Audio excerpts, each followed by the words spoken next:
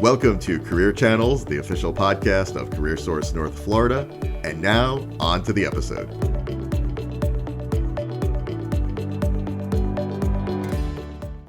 Hello and welcome back to the program. This is Doug Foresta. I am really excited. We have a very unique and special episode for you. I am here with Diane Head, Executive Director of CareerSource North Florida.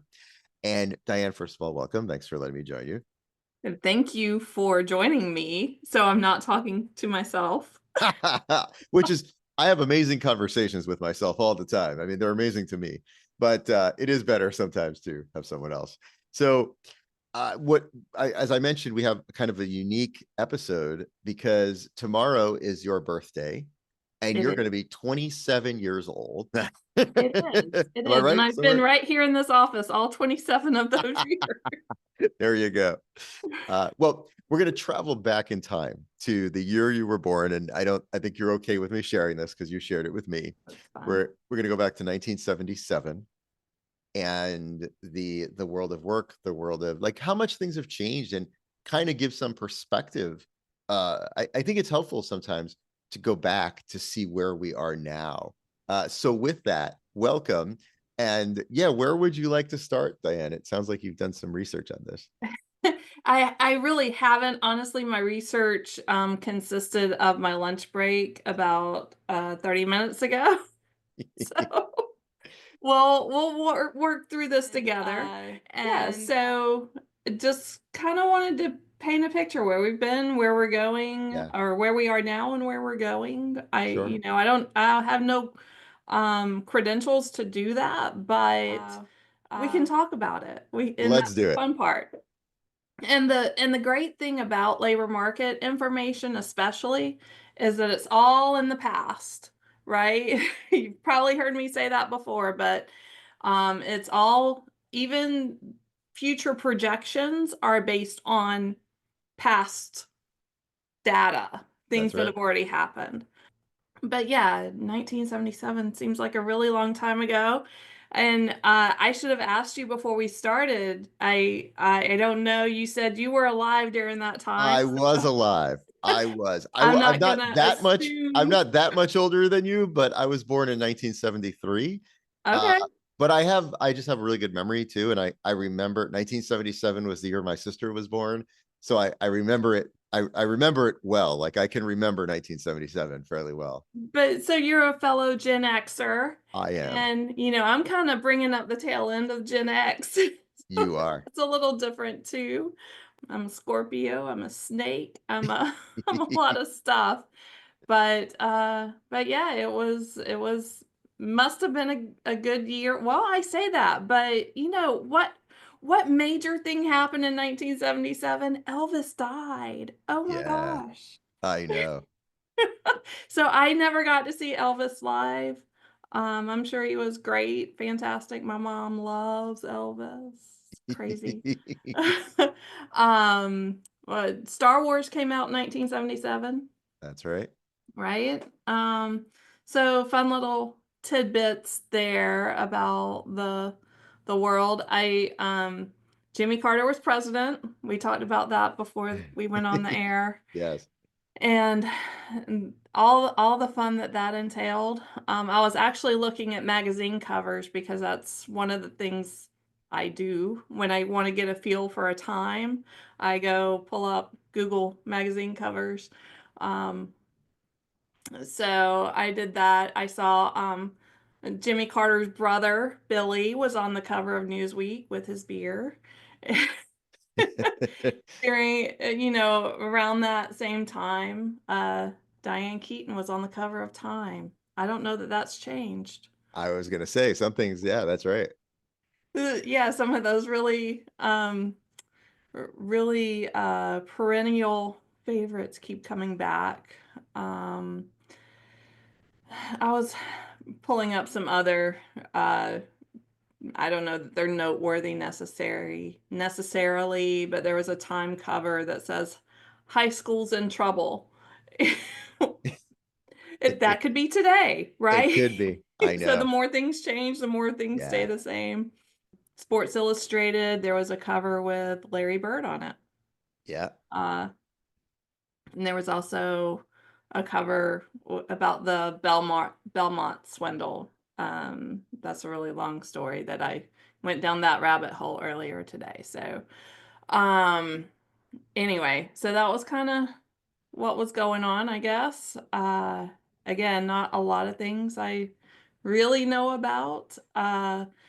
What's her name? Debbie Boone had the #1 song. And don't ask me which one because I've already forgotten just that quick. Um, Yeah, that's definitely changed. the music was good, right? I kind of wish musically that I was I was back there so that I could experience some of that like we've already talked about. Oh, so getting back on the workforce development train and workforce things, labor market things. What just take a stab at what you think the minimum wage was in Uh, 1977. well, I know it was less than $5 in the late 80s. So I'm gonna say that it was somewhere between $2 and $2.50. You're right, you're spot on. It's 230, Yeah, which fascinating. What I find really interesting about that is as for inflation and everything else that's occurred in the last 47 years, that minimum wage, that federal minimum wage has only gone up to 725. right. I mean, that I and know. again, we have a different perspective in Florida because minimum wage in Florida is $13 an hour. Right. But some states just keep the federal minimum wage. They don't have, Right. yeah, Yeah, right. and even those that don't here in Florida, because we're a border county to Georgia and Hmm. to Alabama as well, those states, even though they operate under the federal minimum wage, they more or less, at least those southern counties, southern communities, adopt our wage. Well, they have to, right, to be They have competitive. to, and it's a Yeah, shared labor market, yeah, right? right. Because we're so close and the commuting goes back and forth. It's very open that way. So, yeah, $2.30 for non-farm. No. Yes. I forget. Isn't that Uh, wild though? It's hard to think about that, but at the same time, I wonder what that is adjusted for inflation. I'm sure we'd have to do a little bit of research, but I yeah, mean, that's math. I can't do that.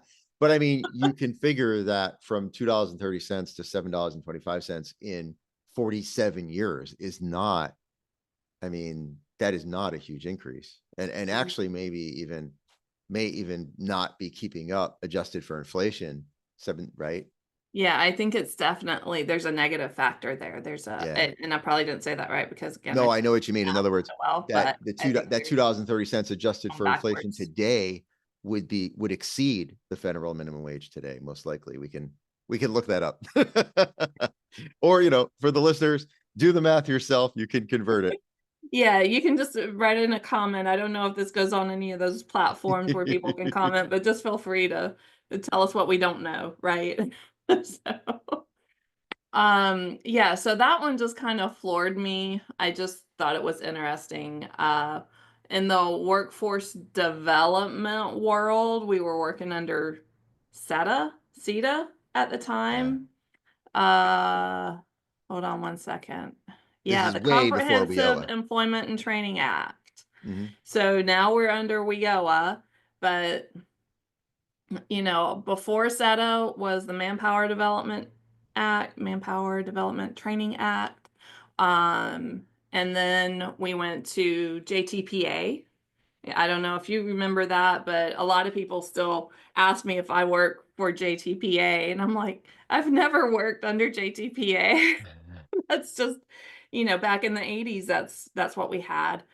Um, and then the Workforce Investment Act, and now what we know and love to be the Workforce Innovation and Wage. Opportunity Act, right? So there's those changes. And I was reading an article because again, I went down the rabbit hole. In 1977, actually November of 77, the Federal Mine Safety and Health Act really started enforcing the inspection of mines and the safety of mine workers. It just amazes me that that took until 1977.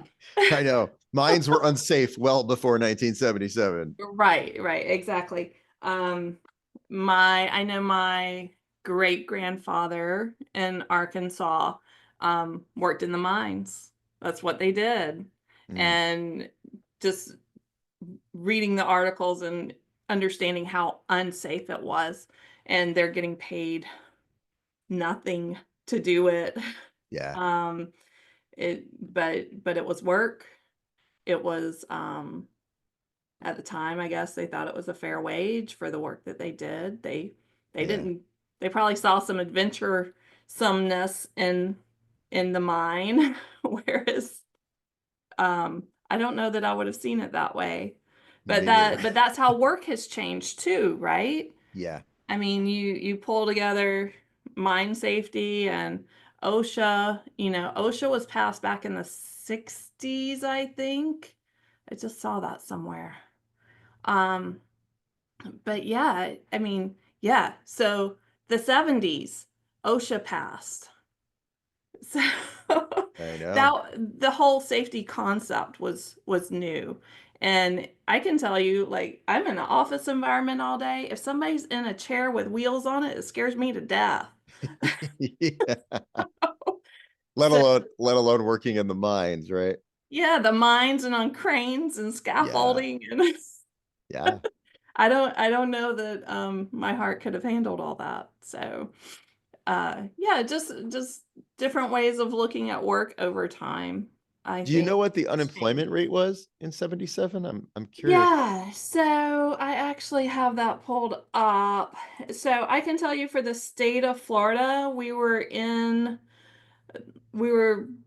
around low 8%, upper 7%, so 7 to 8% in there. Um, which again, in the state of Florida, we only had 3 million people.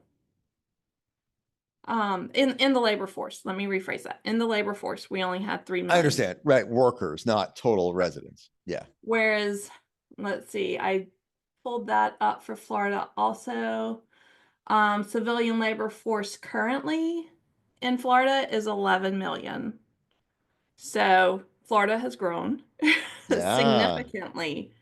That's what, almost 4 times as many people. And do you know what the current unemployment rate in Florida is? So current unemployment rate in Florida, I'm glad you asked because I may have that right here. 3.4%. Yeah, so I mean, what's interesting is, I mean, 7, 8% wasn't considered outrageous in the 70s, right? Today, that would be like a doubling, maybe even almost tripling.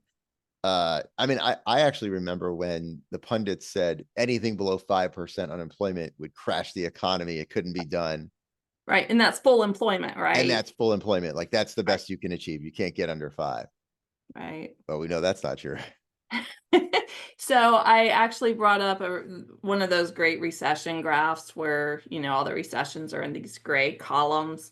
And if you work in labor market information, you see that often and know what that looks like. But it, and again, I really haven't put myself back in the 70s. I try not to do that. I try to move forward and not backwards. But we were coming out of a recession. And so even that 8%, 7%, that was the country coming out of recession. Um, so peak unemployment in 1975 hit almost 12%. I mean, that's crazy. But 1975, that's when my brother was born, so I'm gonna blame it on him. I think that's been scientifically proven, hasn't it? That's the Yeah, yeah, I think so. I think so. Um, but that was the oil embargo. That was, um, I think there was a housing market issue collapse. Damn. Yeah, no, I remember. I think I was telling you before we started chatting a little bit before we started recording. I remember when, you know, in order to get gas, you had to wait till there was odd and even days. It depended on the last number on your license plate. And I remember my parents having to wait till it was our day to get gas. And then oftentimes it would be an hour long wait to get gas. It's incomprehensible now, right? I mean, Absolutely. Yeah.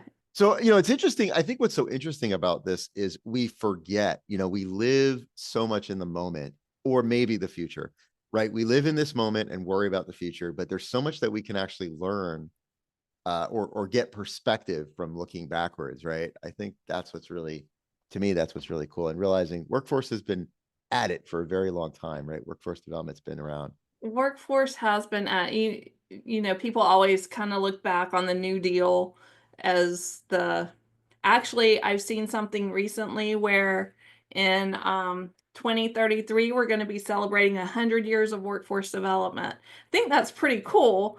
And I hope we're still around to do that and celebrate because where where we've been, and I do think the workforce development organizations has had a role in where we've been and where we're going as a country to make sure people are prepared for the next thing, whether it's the next recession or whether it's the next boom. There's employment aspects to both of those. And so, yeah, looking at the recession, back to the recession graph, it's been not quite 10 years since our last little blip. I'm gonna call that the COVID blip. I don't know what else to call it. But it there's a cycle to it, you know, and looking at the graphs, looking at the charts and the data, there's a cycle. Everything comes back. Everything old is new again. Like some of those magazine covers. You can expect to see them again. And that's also just how a capitalistic economy works. There's a pendulum to it. I am not a community college professor by any stretch of the imagination, but I remember mine saying it will correct itself Right. eventually. Eventually. Eventually. So whether I think again everybody kind of has their own opinion about that and how much intervention is needed to for some of the fixes, but I think that's um, based on relativity and the degree of how bad it is. You know, is the recession this long or is it like we short and just a blip, right? So, um, yeah, so I actually pulled some data from the year I graduated high school because I couldn't find it broken down by county the Okay. way I wanted to for 1977, but I could go back to 1996. And overall, like the labor market in this area that I serve in rural North Florida, um, we had some counties that were 3% unemployment, but we also had one that was 10% and 11% unemployment. That doesn't look drastically different than right now. Um, Currently, I was just pulling that. Um, we're between 3 and 5% in all the counties. So again, and I do think that that's full employment. I think and a healthy rate where there are people with skills who need jobs and there's people and there's employers who are willing to hire those people and to get them trained up to the level they need them to be productive uh, and help their business. So uh, And what's interesting about if you go back to 96, it's kind of a similar thing where the internet was just starting. We didn't know how much that would explode, right? Like if you go back to 96, you're really starting to see like the beginning of the dot-com boom beginning to start. And, you know, talk about that cycle because we're seeing all of this technology advance, you know, these leaps in technology advancement with AI and things like that. And I feel like 96 was right around that time, the late 90s was a time where we were seeing that as well. yeah, It's funny, I was thinking about that too when I was looking at the recession graphs and thinking back to the time I graduated college and the late 1999 and into 2000 when I was getting my master's, and that whole was it the dot-com bust? Uh, it just all it outdated itself that quickly, but then it also kind of normalized. So it wasn't a spike, it just leveled out. And certainly, the internet has stayed. It wasn't a fad. It was not a fad. So yeah, the internet definitely wasn't a fad. It is here to stay. It affects every aspect of life. Again, just me pulling this data and the amount of time I could pull it in 30 minutes. I mean, that tells you, and Yeah. again, I mean, everything is readily available at our fingertips. If we had had this conversation in 1977, well, it'd be very different because I'd be 4 and you would be an infant. But aside from that, Yeah. aside from that being different, if we could fly ourselves in time back to 1977, it would take a lot of time to get this information if we could get it at all. Right. We would have to send off a request Yeah. for a printed piece of paper to Yes, arrive in an envelope a that's month right. later. That's right. Oh, that's interesting. I looked at that. When did BLS start producing statistics? And that was back in the 30s, I believe. So that's been quite a while. But of course, Yeah. obviously, all of that would have had to been, yeah, physical. In order to request that, it would have been physical paper that you would have had to get. It, Right. And whether you yeah, were dealing with BLS at the federal level or, yeah, the state, yeah, um, whatever the department was at the time, yeah, uh, and who you would reach out to. You yeah, might have had to go through uh, your state legislator to get that data. Who yeah, knows, right? yeah, Because it just wasn't sitting out there. And they may, if nobody ever requested the data for that area, they might have to go produce that data and yeah, do the research for it yeah. because it wasn't as um, automated of a process. And I say it's much more automated now than it used to be. How about that? No, There's no, still yeah, a manual yeah. aspect to it, but But I love this. I think this is a fun way to, first of all, I want to say happy birthday. And, what a great way to kind of take us down, what a, hold on one second. Sorry. For some reason, my AI note taker wants to come in. Okay. That's disturbing.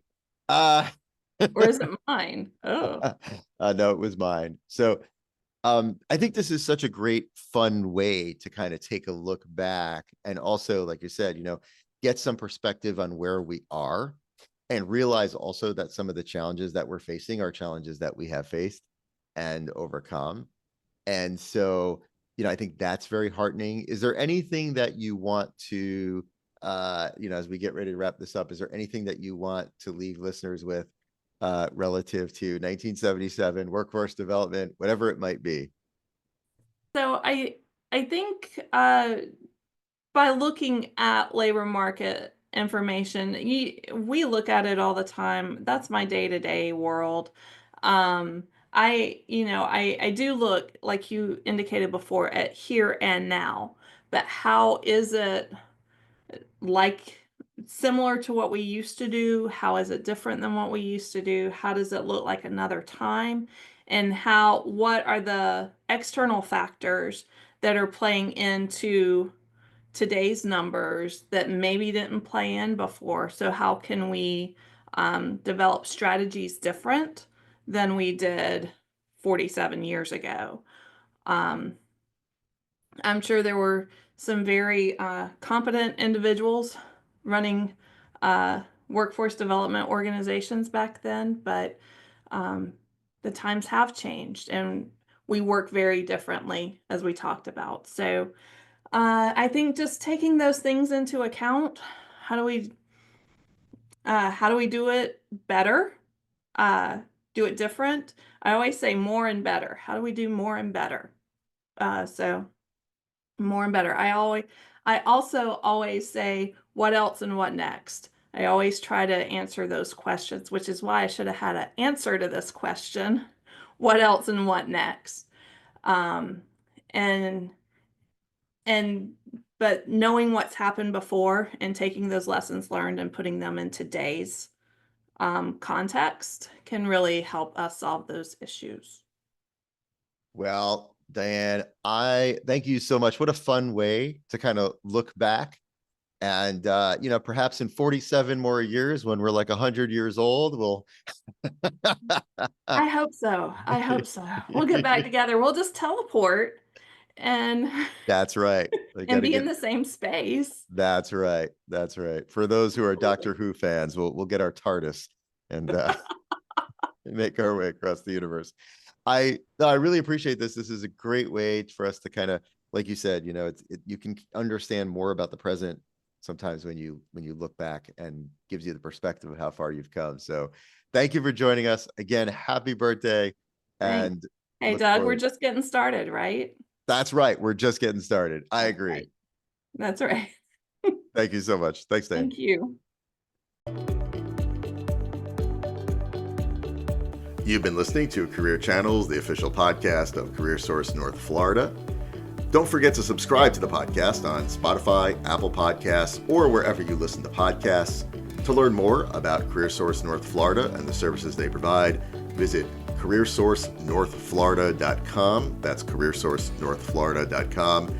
Thanks so much for listening, and we'll be back soon with a new episode.